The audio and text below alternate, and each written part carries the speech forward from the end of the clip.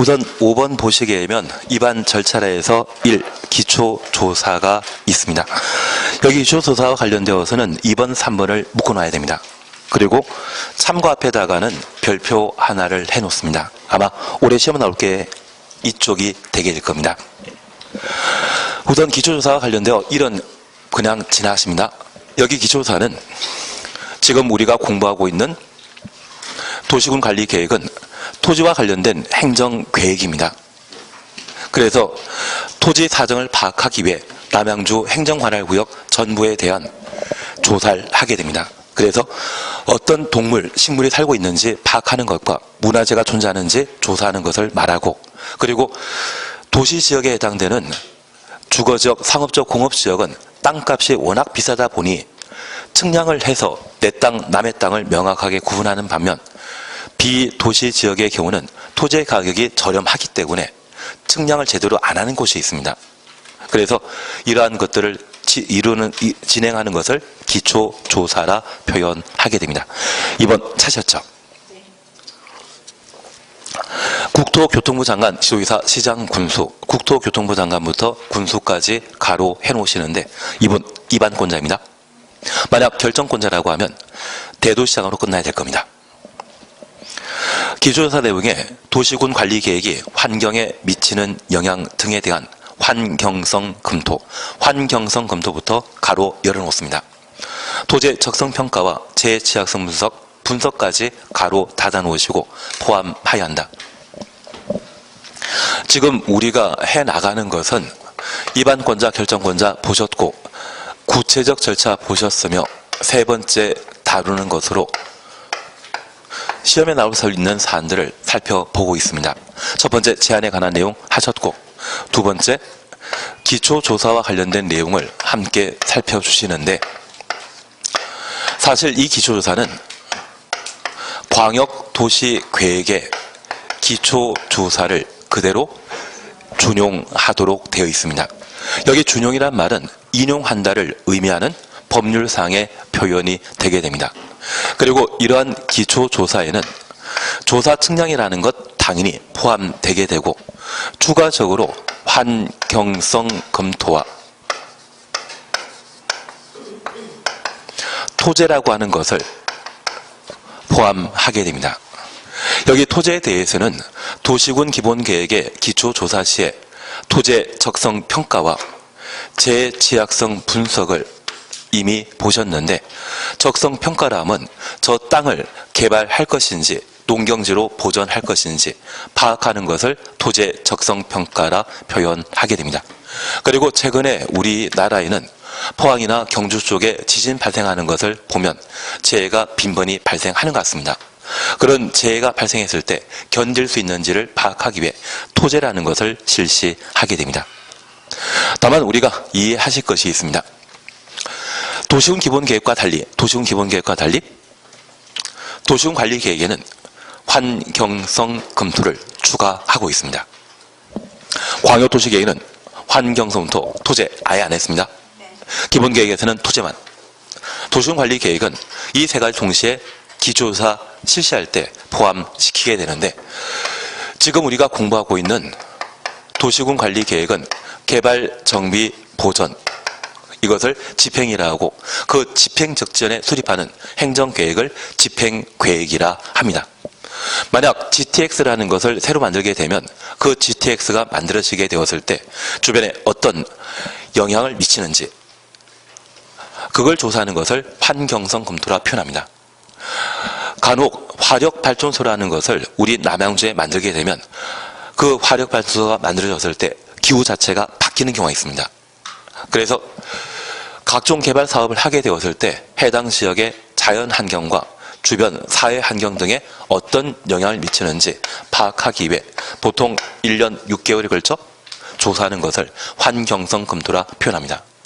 사실 도시군 관리계획의 전체 절차는 한 2년에서 2년 6개월 걸리는데 그 중에 환경성 검토만 1년 6개월이 걸립니다. 예전에 사드 배치와 관련되어 환경영향평가 했다는 이야기 들어본 적 있으실 겁니다. 사드 배치하게 되면 전자파가 주변에 어떤 영향을 미치는지 4계절에 걸쳐 조사하도록 되어 있거든요. 그게 뭐다? 환경성 검토가 되게 됩니다. 취지는 이해하시겠습니까? 그래서 이 환경성 검토는 도시군관리계획의 특이한 제도라는 것 기억해 주시고, 토제는 기본계획과 관리계획의 특징이 되게 됩니다. 광역도시계획에는 이 세 가지 또 없다, 아예 없다라는 것 봐놓습니다. 그런데 이러한 기초조사와 관련되어 특이하게 생략하는 것을 허용하게 됩니다. 3번 찾았죠. 도시군 관리 계획으로 입안하려는 지역이 도심 지외에 위치하는 등의 대통령령이 정하는 요건을 갖추면 기초조사와 환경성 검토, 토제하지 아니할 수 있다. 그래서 박스에 관한 사항을 살펴주셔야 됩니다. 우선 1번 보시게 되면 기초조사 실시하지 아니할 수 있는 요건 찾으셨죠. 동그라미 1번입니다. 해당 지구단위 계획구역이, 지구단위 계획구역은 뭐하는 곳입니까? 아파트 만드는 곳입니다. 그곳이 도심지에 위치하는 경우 하나 이해하실 것이 있습니다. 여기 도심지라고 하면 상업지역을 말하는데 그 상업지역에는 이미 개발사업이 대부분 완료된 상태입니다. 우리 학원 있는 곳이 여기인데 이러한 곳이라고 하면 천연기념물이라고 하는 동식물이 산다? 안 산다? 안 삽니다. 측량 충분히 이루어진 상태이거든요. 따로 기초조사를 할 필요 없는 겁니다. 이해되시겠습니까? 기초조사의 본질은 무엇이다? 조사, 측량입니다. 도심지에 지구단위 계획구역이 위치했다고 하면 충분한 조사와 측량이 끝난 상태이기 때문에 따로 기초조사할 필요 없는 겁니다. 그리고 2번입니다.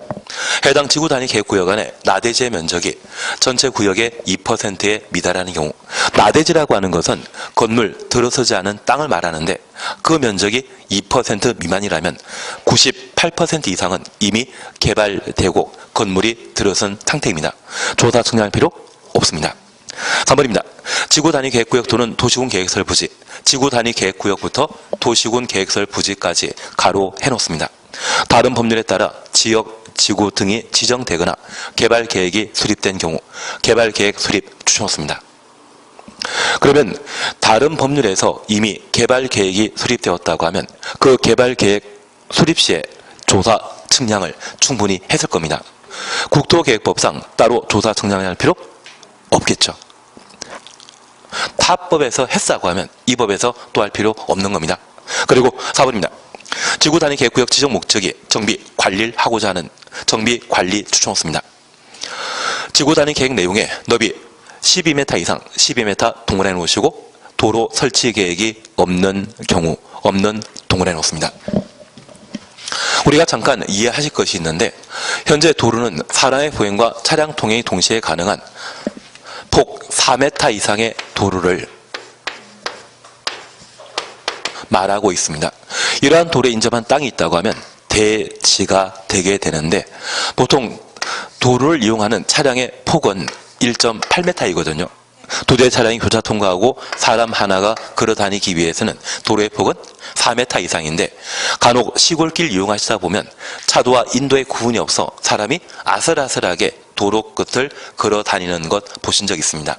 그런 도로 구조가 4m입니다. 저 4m 도로의 경우는 차도, 인도의 구분이 없습니다. 그리고 차를 일렬 주차시키고 두 대 차량이 교차 통과하는 도로라고 하면 그때는 도로의 폭이 6m인데 저 6m 도로의 경우에도 인도가 없습니다. 인도가 만들어지는 것은 도로의 폭이 8m 이상이고요. 그리고 이 8m 이상이면 왕복 2차선에 인도가 만들어져 있는 도로입니다. 이제 왕복 4차선에 인도 만들어진 도로도 볼 수 있겠죠. 그 왕복 4차선 도로가 되기 위해서는 도로의 폭이 12m 이상 돼야만 왕복 4차선 도로가 형성되게 됩니다. 그러면 이번에 저 12m 이상의 도로가 새로 만들어지게 되면 해당 지역은 용도 지역이 바뀌어버립니다.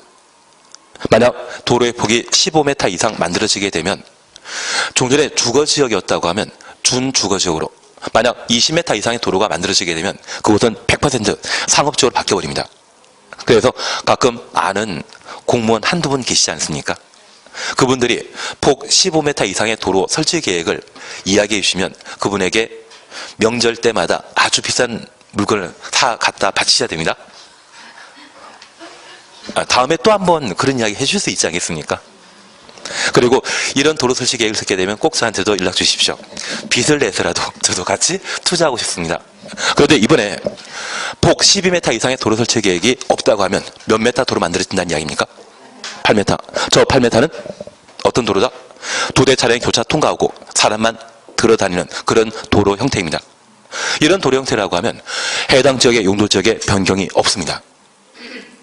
개발 목적이다, 비개발 목적이다. 비개발 목적인데, 우리가 흔히 도시지역이란 말을 들어보셨다고 하면 저 도시지역의 반대말은 비도시지역이거든요. 저 비도시지역은 관리적, 농림적, 자연환경 보전지역이란 말로 구분하게 되는데, 저 관리란 말 쓰게 되면 그 본질은 개발 목적입니까? 비개발 목적입니까? 비개발 목적입니다. 그래서 이번에 지구 단위 계획구역이 정비, 관리를 목적으로 하고 폭 12m 이상의 도로 설치 계획 없다고 하면 개발 용도이다, 비개발 용도이다. 비개발 용도라고 하면 그때는 조사 측량할 필요 없다는 이야기입니다. 취지 이해하시겠습니까? 그리고 5번입니다.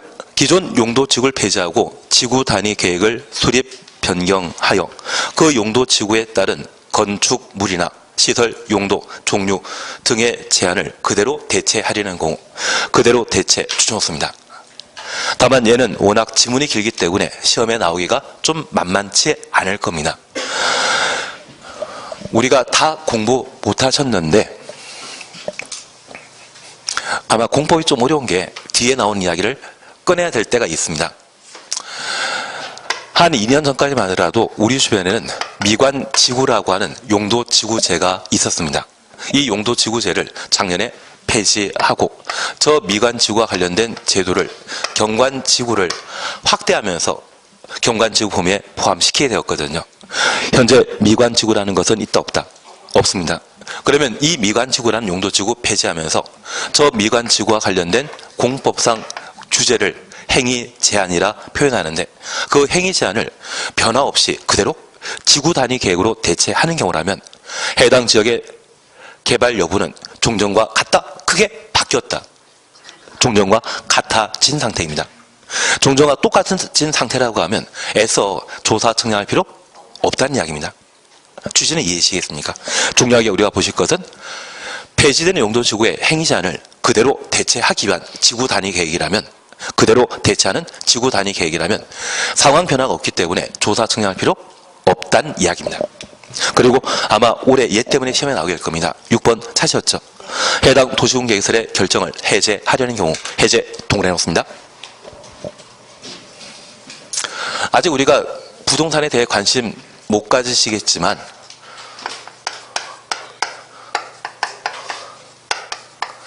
장기 미집행 도시군 계획 시설이 있습니다. 기반설의 설치 정비 계량을 도시군 관리 계획으로 결정하게 되면 도시군 관리 계획으로 결정한 시설이죠. 그러면 이 도시군 계획설은 민간에서 만드는 것이다, 나라에서 만드는 것이다. 나라에서 만들고자 한다면 예산 필요하거든요. 그 예산이 확보되지 못해 이 도시군 계획설 사업이 10년간 이루어지지 않는 경우가 있고 심지어 20년 동안 사업이 이루어지지 못하는 경우가 있습니다. 그래서 내년 7월이 올해 2020년 죄송합니다. 내년이 2020년이죠. 2020년 7월 달에 장기 미집행 도시군 계획설 부지가 모두 해제되어 버립니다. 그래서 2020년도 7월에는 아마 부동산과 관련된 큰 혁명, 변화가 발생하지 않나 싶고 덕분에 돈을 많이 버시는 분이 계시고 어떤 때는 크게 피해보는 분도 계시길 겁니다. 그러면 도로 만들고자 했는데 20년간 도로 만들지 못했다고 하면 그 도로를 앞으로 만들 도로라 해서 계획 도로라 하거든요. 20년간 사업 시행하지 않아 그 도로 부지가 해제되게 되면 아직 도로가 만들어지지 않았기 때문에 도로 만들어질 것을 기대하고 투자하신 분들은 그 땅은 계속 맹지가 되어버리죠. 가격 올라간다, 떨어진다, 떨어집니다. 반면에 서울 강남 같은 경우는 1970년대 강남 개발계획 설립하면서 1000평, 2000평씩 공원 부지를 지정해 놓은 곳이 있습니다. 나라 예산이 없기 때문에 그걸 수용 못하고 그냥 방치하고 있는 곳이 있거든요. 그 도시군 계획설 부지인 공원이 해제되게 된다면 70년대 공원 소유자는, 공원 부지의 소유자는 계속 살아계시겠습니까? 자제분이 계시겠습니까? 자제분이. 그리고 최근 강남 쪽에서는 땅 한 평이 1억인데 그게 1000평, 2000평이라고 하면 예, 그런 부모가 좀 필요했는데 지금 안 계십니다. 그래서 그게 내년 7월 달에 이루어질 큰 변화가 되게 됩니다. 아마 갑자기 많은 돈을 가지고 계신 분 또는 많은 피해를 보신 분들은 그 권리 구제와 관련된 다양한 활동을 하게 되고 그때 우리를 찾게 될 겁니다. 올해 자격증 따져오시고 내년에 하시면 괜찮으실 것 같은데. 따는 게 쉽진 않은 거 보이시지만 공부하면 좀 만만해 보입니다.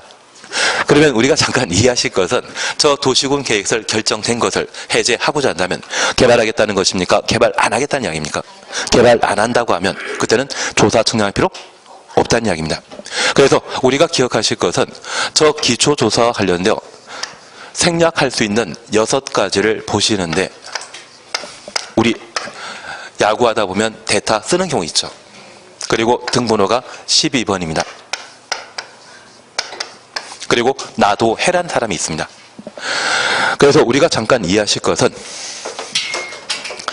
폐지되는 용도지구의 행위 제한을 그대로 지구단위 계획으로 대체하고자 한다면 기초조사 생략 사유입니다. 그리고 다른 법률 이 말을 우리는 타법이라 할 수 있죠.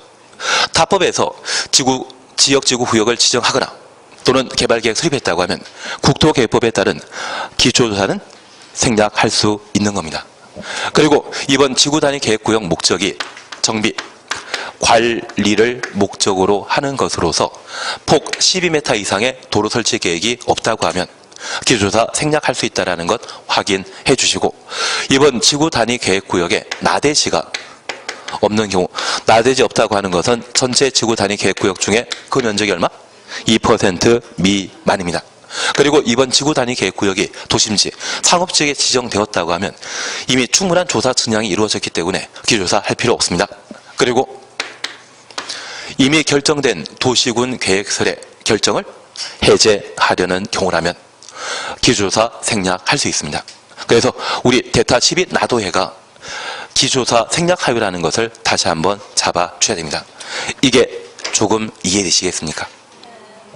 그러면 이런 기초조사와 관련되어 이제 다시 하나 봐주실 것이 있습니다. 지금 우리가 함께 공부하고 있는 행정계획은 광역도시계획, 도시군계획 지난주에 보셨고 지금은 도시군관리계획을 보고 있습니다.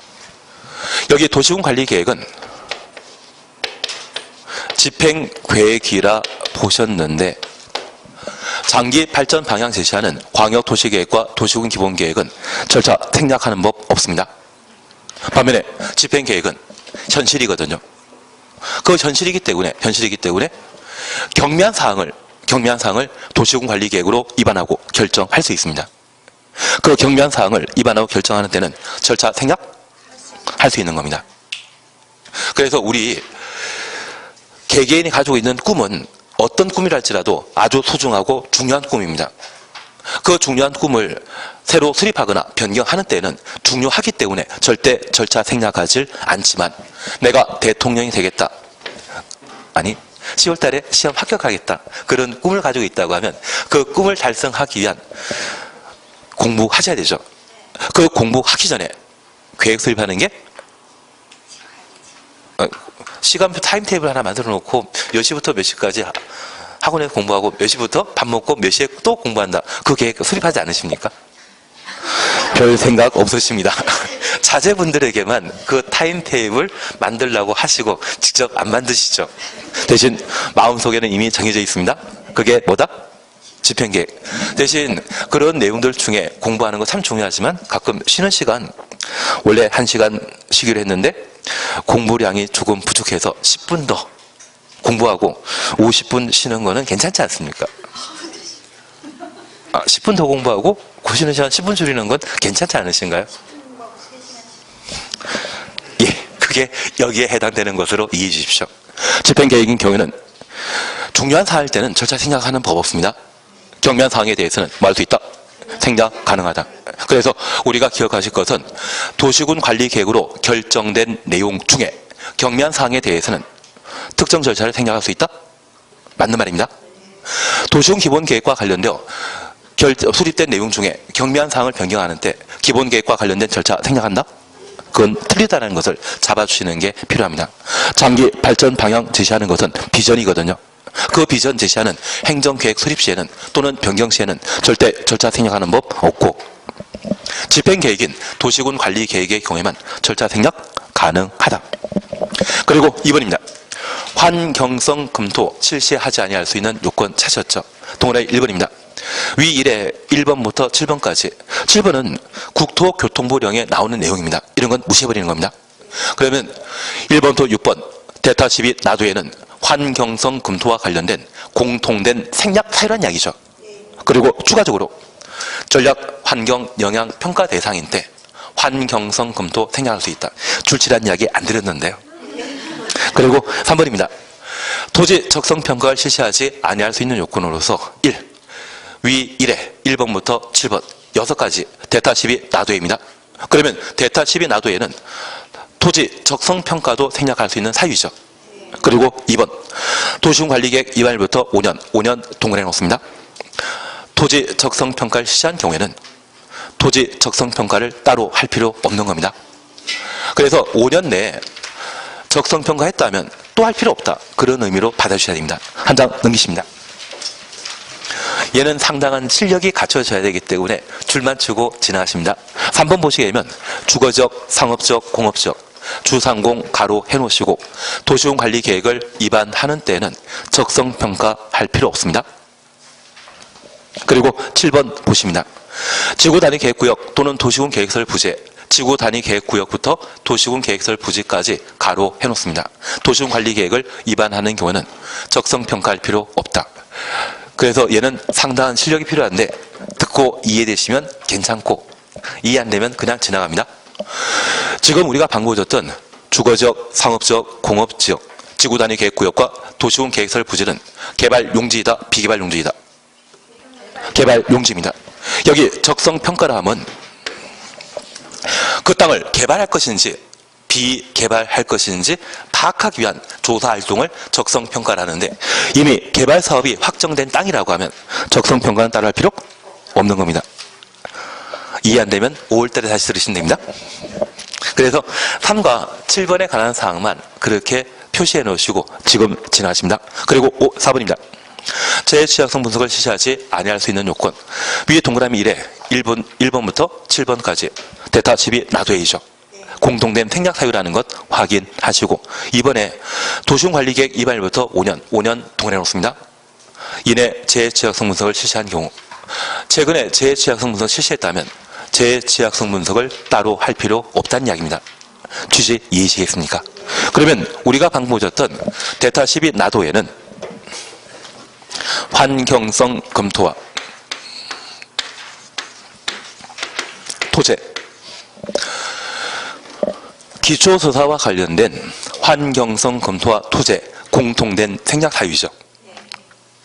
그래서 대타 12 나도에 4가지 모두 생략할 수 있는 공통 요건이라는 것 기억하시고 여기 토지와 관련되어서만큼은 도시군관리계획 위반일부터 최근 5년에 토제 실시했다면 토제 생략하는 겁니다.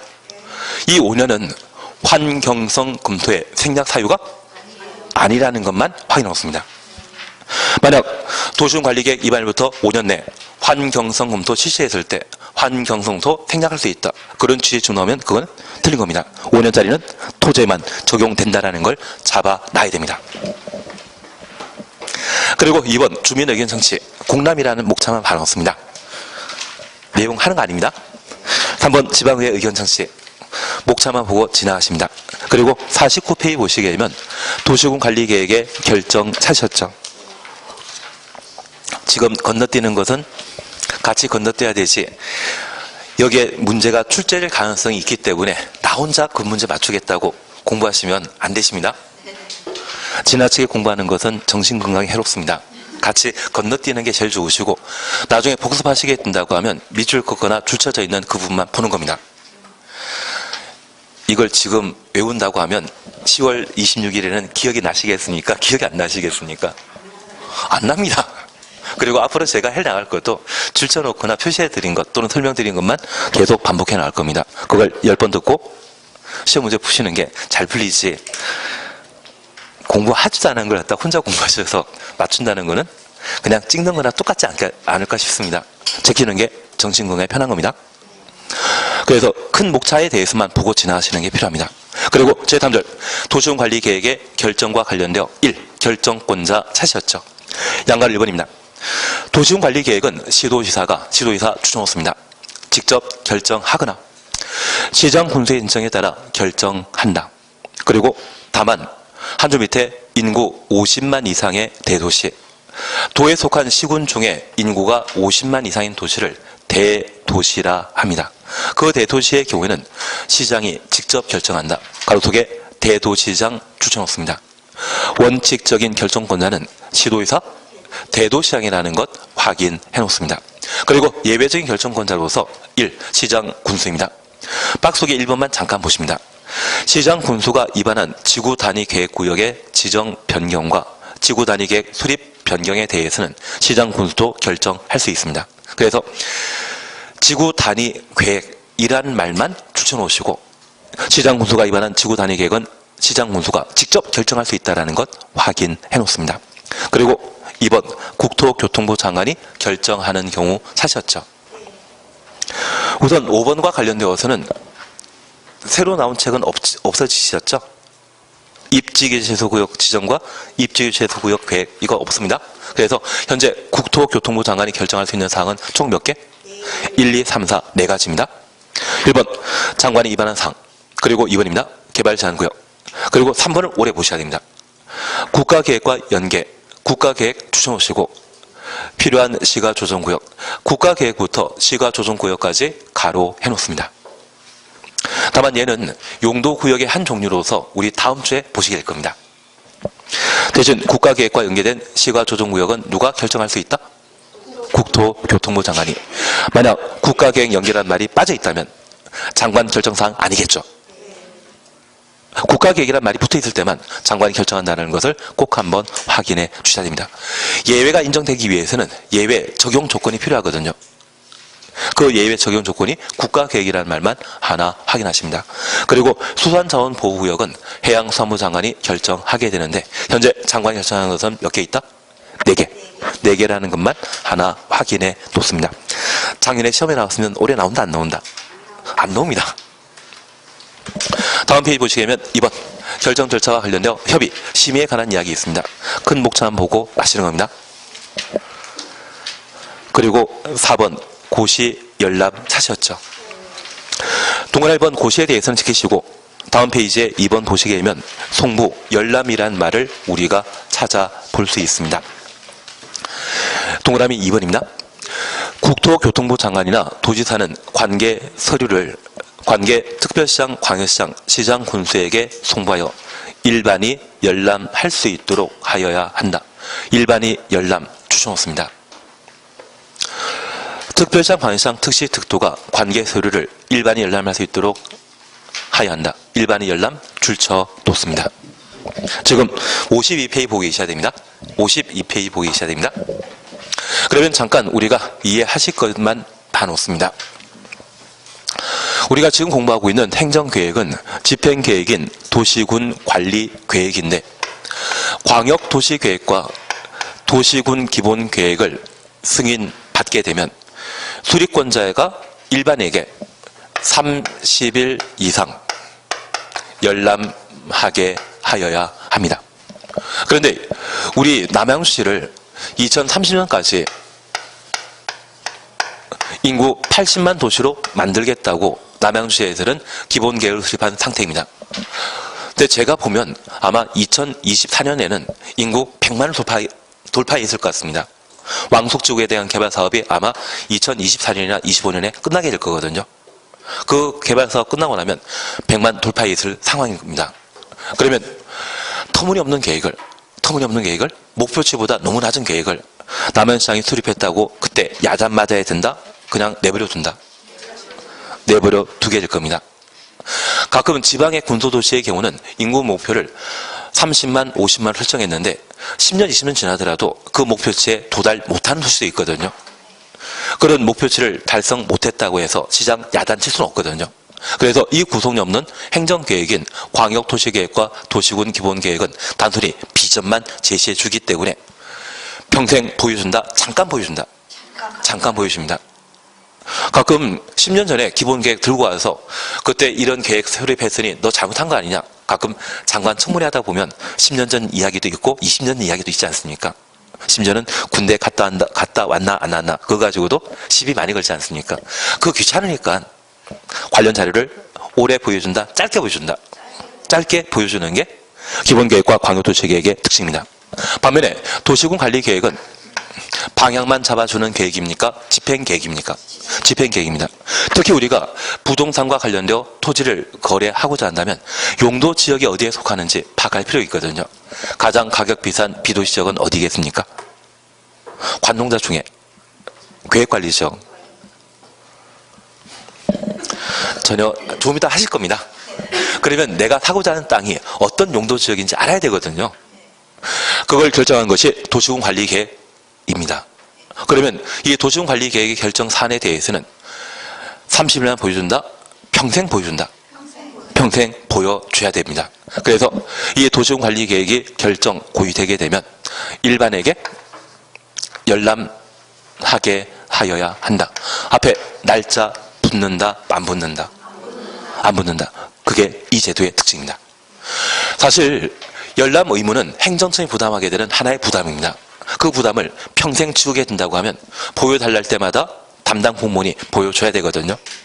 힘들지 않겠습니까? 대신 법에 30일 이상 열람하게 해야 한다. 그러면 내가 남양시장이라면, 아니 남양주에 소속된 공무원이라면 불법 주장차된 차량의 과태료 부과 통지를 하게 되었을 때 그것 공무원이 한 것입니까? 남양시장이 한 것입니까? 과태료 부과 보면 남양시장이라고 도장 찍혀 있던데요. 그래서 공무원의 모든 행위에 대해서는 남양시장의 행정처분, 행정행위로 파악하게 됩니다. 그래서 실제 공무원이 열람시켜주지만 그 부담은 남양시장이 책임지는 것이거든요. 그 책임을 다하기 위해 며칠만 보여주고 만다? 30일 이상 열람하게 하라면 딱 며칠만, 30일만. 실제 그렇게 처리되는 겁니다. 대신 도시군관리계획은 영원히 보여주는 겁니다. 여기에 날짜 붙으면 된다, 안 된다? 안 된다. 그 차이 이해하시겠습니까? 이게 이해가 안 되고 외우면 시험 문제가 응용되어 나오면 틀릴 수밖에 없습니다. 그래서 우리가 기억하실 것은 도시군관리계획은 구속력 있는 계획이기 때문에 영원히 보여준다 생각하시고, 방향 잡아주는 광역도시계획과 도시군기본계획은 구속력 없습니다. 구속력 없기 때문에 그 부담을 줄여주기 위해 30일 이상 열람하게 해야 한다. 그렇게만 구분해 놓습니다. 그리고 3번 도시군관리계획의 결정 효력 찾았습니다. 1번입니다. 도시군관리계획 결정 효력은 지정되면 고시한 날부터 발생한다. 지정되면 고시한 날 가로 해놓습니다. 그리고 옆에 페이지 찾으셨죠? 지정되면 작성과 고시입니다. 동그라미 기억입니다. 특광시군은 도시군관리계획이 결정 고시되면 지적이 표시된 지형도에 지적이 표시된 지형도 가로 해놓습니다. 도시군관리계획에 관한 사항을 자세히 밝힌 도면을 작성해야 한다. 그래서 지적이 표시된 지형도에 도시군관리계획 결정사항을 기재한 것이 지형 도면이 되게 됩니다. 그리고 리어머리입니다. 국토교통부 장관 도의사, 국토입니다. 국토가 도시군관리계획을 직접 위반한 경우 직접 위반 추놓습니다. 관계 특광시군의 의견대로 직접 지형도면 작성할 수 있다. 하나 질문이 있습니다. 방금 지형도면 작성한 자는 결정권자가 작성한 것입니까? 위반권자가 작성한 것입니까? 위반권자가 작성한 것입니다. 그리고 이번 지형도면 승인에 대해서는 잠깐만 보십니다. 대도시장을 제외한 시장 군수가 지형도에 도시군 관리계획 결정 사항에 관한 지형도면 작성하면 도의사 승인 받아야 된다. 가로속에 지구단위 계획구역의 지정 변경과 지구단위 계획 수립 변경은 제외한다. 제외 동그라미 놓습니다. 그러면 지구단위 계획과 관련되어 시장 군수가 위반한 것은 시장 군수가 결정할 수 있죠. 자기가 결정할 사안에 대해서는 도의사의 승인 받을 필요 없고, 자기가 결정 못하는 사안에 대해서는 지형도면 작성해서 누구에게? 도의사에게 승인 받도록 되어 있습니다. 대도시장은 결정권자 될 수 있죠. 그래서 대도시장을 제외한 시장 군수는 지구 단위 계획을 제외한 도시군 관리 계획에 대한 지형 도면을 작성하게 되면 누구의 승인 받아야 된다? 도지사 승인 받도록 되어 있습니다. 이때 도지사는 입안권자이겠습니까? 결정권자이겠습니까? 결정권자입니다. 그리고 3번입니다. 국토교통부 장관, 지도이사, 시장, 군수는 직접 지형도면 작성하거나 작성 동그라미, 지형도면 승인한 경우 승인 동그라미 이를 고시하여야 한다. 그러면 도시군 관리계획 입안 결정과 관련되어 입안권자가 바로 결정권자인 경우라면 지형도면 작성하고 고시하면 바로 효력 발생하는 것이죠. 반면 도에 속한 시장 군수가 지구 단위 계획을 제외한 다양한 사항을 입안했다면 시장 군수가 지형도면 작성하고 도지사의 승인 받도록 하고 있습니다. 그리고 그 도지사가 승인하면 누가 고시한다? 결정권자인 도지사가 고시하게 됩니다. 고시는 누가 한다?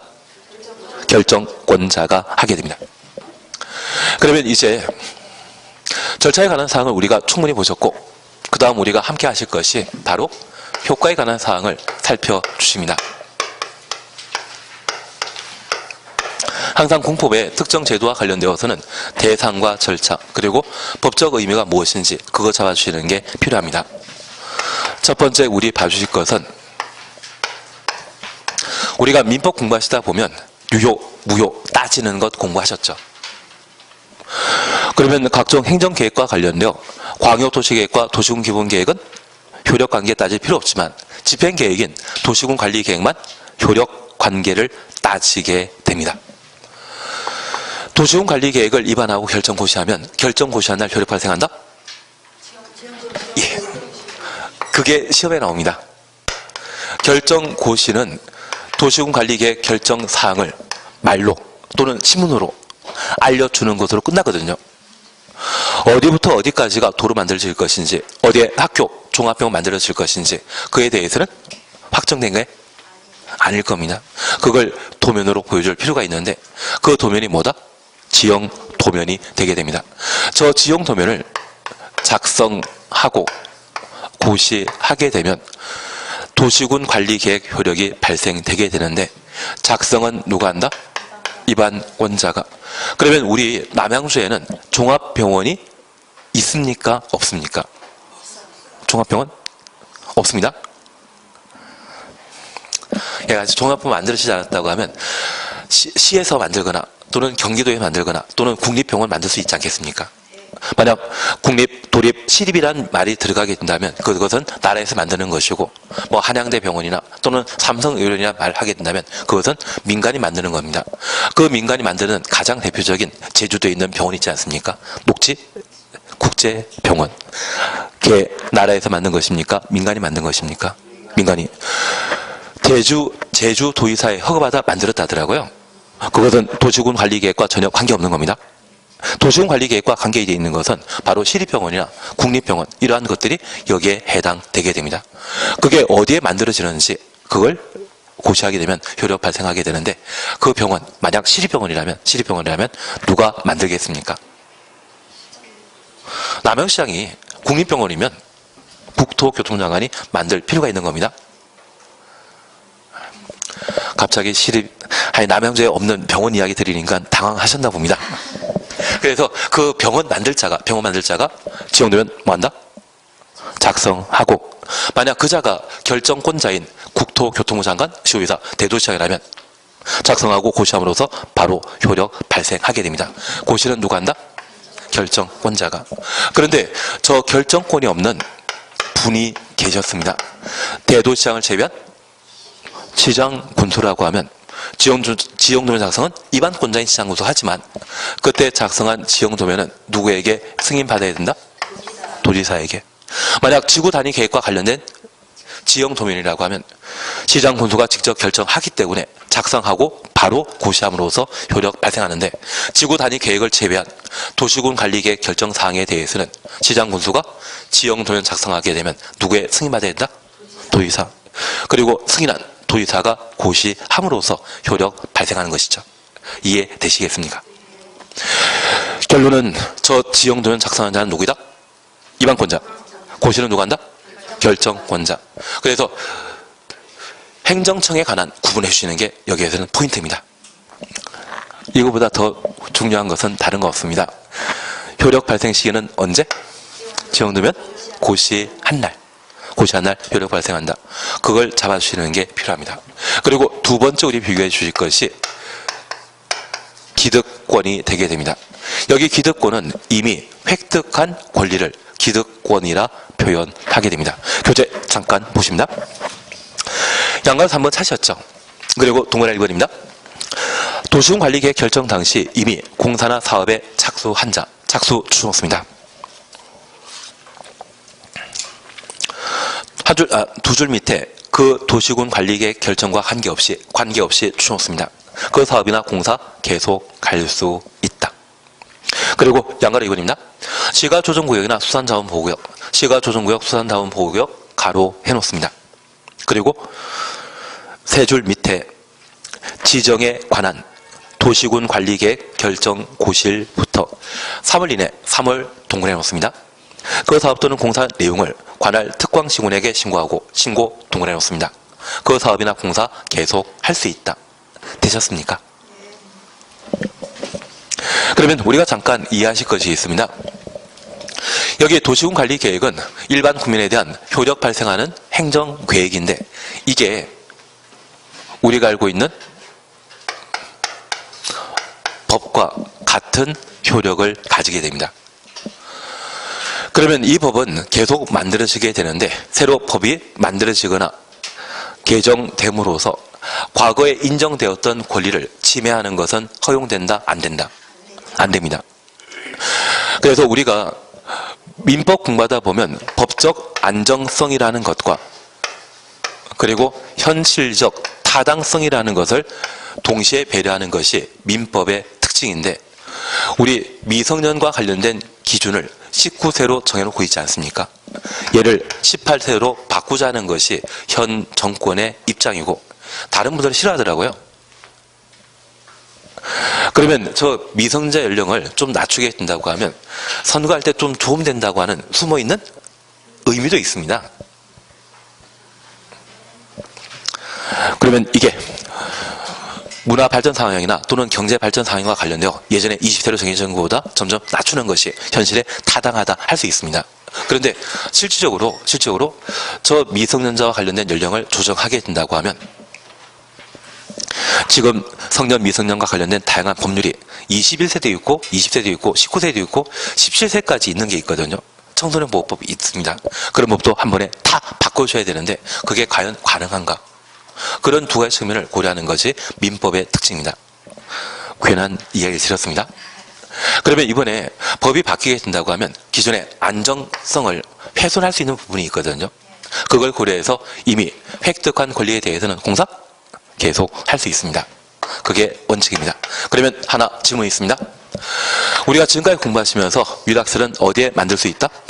상업지역에. 위락설에 해당되는 나이트클을 만들기 위해 상업지역의 땅을 비싼 돈 들여 사들였습니다. 그리고 설계도면 작성하고 건축 허가 받았는데 저 건축 허가 받은 이후 저 위락설을 만들 수 있는 상업지역이 갑자기 준주거지역으로 또는 준공업지역으로 용도지역이 바뀌었다고 하면 이분 이것 만들고자 많은 돈을 사용하셨죠. 이 상태라고 하면 그게 공사를 착수한 것으로 인정하게 됩니다. 아무리 용도지역이 상업지역에서 다른 용도지역으로 바뀌었다 할지라도 이미 막대한 돈을 들였기 때문에 이 공사는 계속 할 수 있다는 이야기입니다. 취지 이해하시겠습니까? 이해 잘 하시는 것 같은데요. 다만 예외적으로 시가화 조정구역과 수산자원보호구역의 도시군관리계획이 결정 고의되면 이 말을 시가조정구역 수산자원보호구역이 지정 고시되면 이런 말로 시험 문제에서는 바뀔 수 있습니다. 도시군관리계획을 결정 고시한다. 이게 지문 길기 때문에 출제위원들은 생략하는 경우가 있거든요. 도시군관리계획으로 결정 고시한다와 지정 고시는 같다 다르다. 같은 말을 해주셔야 됩니다. 만약 이런 경우라면 이미 공사에 착수한 자는 뭐하고? 지정 고시한 날부터 3월 내 특광시군에게 뭐하고? 신고하고 공사 계속할 수 있다. 아직 우리가 용도구역 다 공부 못하셨기 때문에 제가 다를 못 알려드리는데 이렇게만 잠깐 이해해 주십시오. 대한민국의 굴 양식장으로 가장 유명한 것이 통영 앞바다이거든요. 그 통영 앞바다가 굴 양식장으로 지정되기 전에 이곳에 레저 사업과 관련된 요트장을 하나 만들고자 합니다. 그리고 이 요트장과 관련된 각종 인허가 받고 공사를 막 하고자 하는데 갑자기 얘가 수산자원보호구역으로 지정되었다면 이 요트장 만드는 공사를 계속하고자 한다면 뭐 해야 된다? 사물내 신고하고 공사해야 된다. 그런데 이건 공사 계속하게 되면 굴 양식장은 활성화 되겠습니까? 굴 못 키우겠습니까? 못 키울 수 있습니다. 그러면 우리가 행정청과 관련되어 각종 인허가 건물 건축하기 위해서는 건축 허가증이라는 걸 받아야 되거든요. 건축 신고하게 되면 신고 필증이라는 것을 받아야 됩니다. 내주겠습니까? 안 내주겠습니까? 신고는 받아주지만 신고를 해주면 정상적으로 처리하기 위해서는 증을 받아야 되거든요. 이 증을 안 해줍니다. 왜? 시가조정구역과 수산자원보호구역은 특별한 용도구역 지정 목적이 있거든요. 그 목적 달성을 하기 위해 까다로운 절차를 추가해 놓은 겁니다. 대신 시가조정구역과 수산자원보호구역을 제외한 나머지 용도, 지역, 지구, 구역 우리 아예 다 공부 못하셨습니다. 그게 지정되고 변경되었다면 하던 공사는 계속 할 수 있다. 취지는 이해하시겠습니까? 진짜 이해되셨으면 머리 좋으신 겁니다. 이제 제가 결론 말씀드리고 싶은 것은 시가조정구역에는 시효자 보이지 않습니까? 수산자원보호구역에는 시효자 보이는데 3회 시효자, 신고의 시효자. 그래서 시효시 4개 나오면 그게 시가조정구역 수산자원보호구역과 관련된 3월 신고다. 말도 안 되는 터무니없는 이야기를 드렸습니다. 그래서 가끔 F4라는 이야기 들어본 적이 있다면 얘는 시옷4입니다. 진짜 말도 안 되는 이야기 계속 드리고 있습니다. 그리고 54페이지에만 보고 쉬었다 하십니다. 재검토란 말 보시면서 5년마다라는 말 찾으셨죠? 5년마다 타당성 검토한다. 그러면 도시군 관리 계획을 수립하는 대상은 도시군이지 않습니까? 도시군을 책임지고 있는 특광시군이 5년마다 타당성 검토한다. 작년에 이 지문 아니지만 다른 테마에서 국토교통부 장관과 시도의사가 5년마다 타당성 검토한다. 그렇게 시험에 나온 적이 있거든요. 다들 피리 꽂힌 게 숫자 5에 꽂히셔가지고 다들 틀렸다 하시더라고요. 그래서 타당성 하는 책임지고 있는 자 특광시군이 한다. 그렇게만 봐놓습니다. 잠깐 쉬었다가 60페이지에 용도 지역부터 해나가도록